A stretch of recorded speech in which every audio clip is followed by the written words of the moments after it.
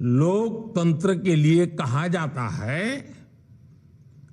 Of the people, by the people, for the people.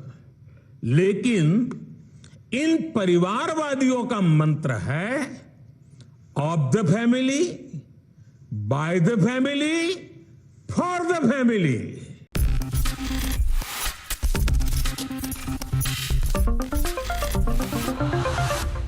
नमस्कार, आप देख रहे हैं नेक्स्ट 9 न्यूज। मैं तुषार आपके साथ। अब ये चुनावी माहौल बहुत ज्यादा इंटरेस्टिंग होता जा रहा है। जी हाँ, आपको बता दें कि अब खुद देश के प्रधानमंत्री नरेंद्र मोदी ने जो है वो सामने आकर वीडियो कॉन्फ्रेंसिंग के जरिए उन्होंने जो है विपक्ष के इस महागठबंधन को लेकर बयान दिया है और इसको एक झूठा, भ्रष्ट और कूट भ्रष्ट वाला जो है गठबंधन बताया है। आपको बता दें कि जब प्रधानमंत्री, जो देश के प्रधानमंत्री आकर किसी को ऐसे बोले तो समझ जाइए कि यहाँ पर जो यानी कि विपक्षी दल है या जिसके भी खिलाफ वो बोले उसका असर देश में पड़ने लगा है, जनता पर पड़ने लगा है और जो सत्ता में सरकार बैठी है उस पर भी जो है वो असर पड़ने लगा है। और ये साफ साफ दिखाता है कि जिस तरीके से महागठबंधन की राजनीति देश में इतनी तेजी से फैल रही है। पहली बैठक पटना में होने के बाद दूसरी बैठक आज बेंगलुरु में शुरू हो गई है। पहली बैठक में थे सिर्फ 15 दल और अब 26 से 27 दल, उसमें विपक्षी दल जो है वो शामिल हो गए हैं। और जिस तरीके से वो एनडीए को टक्कर देने में लगे हुए हैं, ये साफ साफ दिखाता है कि इस बार महागठबंधन की राजनीति जो है वो भारतीय जनता पार्टी को जरूर टक्कर देगी। एक के बाद एक हमने देखा कि भारतीय जनता पार्टी की ओर से कई छोटे बड़े नेताओं की ओर से कई बयान आ रहे थे और कई जो है इस विपक्षी दल को तोड़ने की कोशिश कर रहे थे और इनको लेकर इन पर निशाने साधते हुए नजर आ रहे थे। लेकिन अभी तक प्रधानमंत्री नरेंद्र मोदी का जो है इसको लेकर एक भी बयान सामने नहीं आया था और अब वो आ चुका है। जी हाँ दोस्तों, आपको बता दें कि जब देश के प्रधानमंत्री किसी चीज को लेकर बोल दे तो समझ जाइए कि देश में उस चीज का असर जो है और प्रभाव जो है वो पड़ने लगा है। और अब इसी के चलते जिस तरीके के प्रधानमंत्री ने आकर इन विपक्षी दलों की बैठक को टारगेट बनाया है, वो साफ साफ दिखाता है कि भारतीय जनता पार्टी के खेमे में महागठबंधन की ओर से जो राजनीति चल रही है उससे खलबली जो है वो मच चुकी है। आपको बता दें कि पीएम मोदी ने विपक्ष की मीटिंग को बताया बेईमानी सम्मेलन और कहा बेंगलुरु में जुटे करप्ट लोग। जी हाँ, आपको बता दें कि प्रधानमंत्री नरेंद्र मोदी ने वीडियो कॉन्फ्रेंसिंग के जरिए पोर्ट ब्लेयर के वीर सावरकर एयरपोर्ट के नए टर्मिनल भवन का उद्घाटन किया। इस दौरान पीएम मोदी ने विपक्षी एकता को लेकर तंज कसा और कहा कि एक चेहरे पर कई चेहरे लगा लेते हैं ये लोग। उन्होंने कहा ये सब लोग अपने कुनबे को बचाने के लिए इकट्ठा हो रहे हैं। यानी कि सीधा सीधा जो निशाना साधा गया है वो साधा गया है यहाँ पर विपक्षी दलों पर। आपको बता दें, उन्होंने आगे कहा कि विपक्ष पर तंज कसते हुए कहा कि विपक्ष दल सिर्फ उन कामों को प्राथमिकता देते थे जिसमें इनका भला हो और इनके परिवार का भला हो। पीएम ने कहा कि इसका ये नतीजा हुआ कि हमारे आदिवासी क्षेत्रों और द्वीपों की जनता विकास से वंचित रही और विकास के लिए तरसती रही।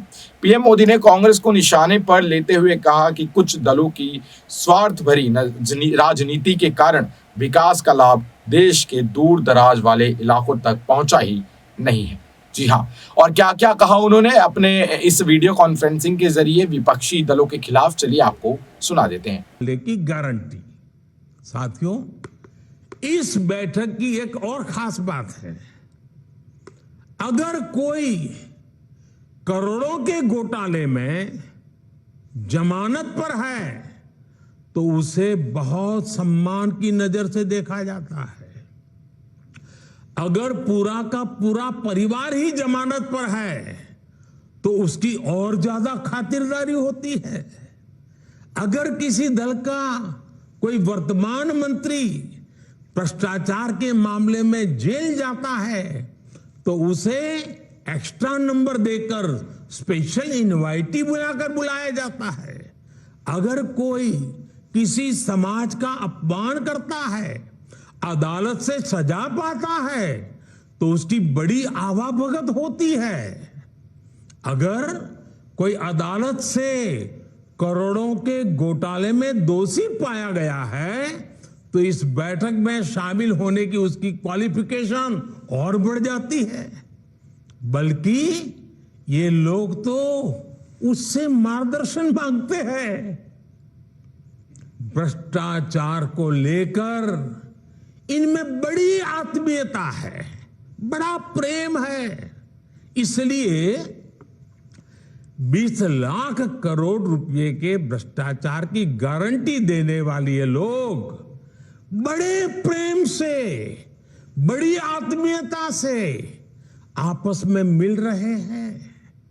साथियों, भ्रष्टाचार की इस दुकान में जुटे हुए ये सभी परिवारवाद के कट्टर समर्थक हैं। न खाता न वही, जो परिवार कहे वही सही। लोकतंत्र के लिए कहा जाता है of the people, by the people, for the people. लेकिन इन परिवारवादियों का मंत्र है of the family, by the family, for the family. Family first, nation nothing. इन लोगों का मोटो है, इनकी यही प्रेरणा है। ये लोग देश के लोकतंत्र को, देश के संविधान को अपना बंधक बनाना चाहते हैं। इनके लिए मैं यही कहना चाहूंगा, नफरत है, नफरत है, घोटाले हैं, नफरत है, घोटाले हैं, तुष्टीकरण है, मन काले हैं। नफरत है, घोटाले हैं, तुष्टीकरण है, मन काले हैं। परिवारवाद की आग के दशकों से देश हवाले हैं। साथियों, इनके लिए देश के गरीब के बच्चों का विकास नहीं, बल्कि अपने बच्चों का, अपने भाई भतीजों का विकास मायने रखता है। आजकल आप देखते हैं कि देश में स्टार्टअप बढ़ रहे हैं। हमारे युवा बड़ी संख्या में पेटेंट करा रहे हैं, ट्रेडमार्क रजिस्टर करा रहे हैं। स्पोर्ट की दुनिया में मेरे देश के नौजवान छाए हुए हैं, बेटियां कमाल कर रही हैं।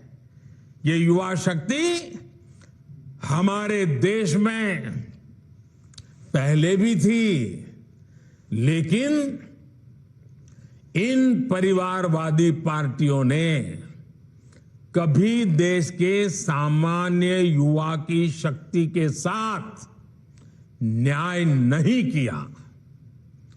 इनकी एक ही विचारधारा है, एक ही एजेंडा है, अपना परिवार बचाओ, परिवार के लिए भ्रष्टाचार बढ़ाओ। इनका कॉमन मिनिमम प्रोग्राम है देश का विकास रोकना, अपने कुशासन पर पर्दा डालना और अपने भ्रष्टाचार के विरुद्ध कार्रवाई को रोकना। अब देखिए, ये जो जमात इकट्ठी हुई है ना, उनके कुनबे में बड़े से बड़े घोटालों पर, अपराधों पर इनकी जुबान बंद हो जाती है।